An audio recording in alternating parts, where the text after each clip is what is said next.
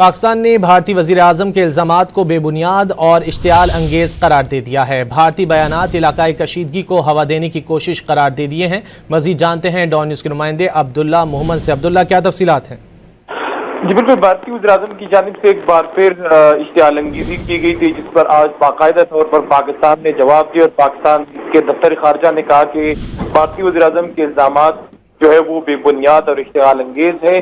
तर्जुमान दफ्तर खारजा शफकत अली खान के मुताबिक भारतीय बयानात इलाकाई कशीदगी को हवा देने की कोशिश है। उन्होंने अपने इलामिया में कहा है कि पाकिस्तान का भारतीय वज़ीर-ए-आज़म के हालिया खिताब पर सख्त रद्द-ए-अमल देता है और भारतीय बयानात बैनुल-अक़वामी क़वानीन की संगीन खिलाफ वर्जी है, जबकि इसके साथ साथ भारत की जंगी धमकियां अक़वाम मुत्तहिदा के चार्टर की खिलाफ वर्जी है।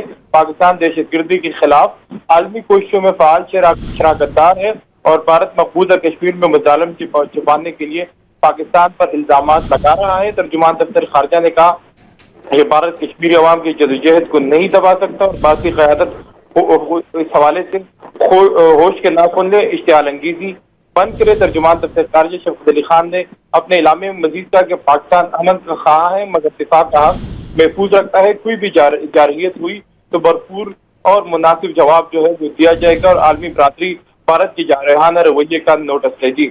बहुत शुक्रिया अब्दुल्ला मोहम्मद इन तफसीलात के लिए।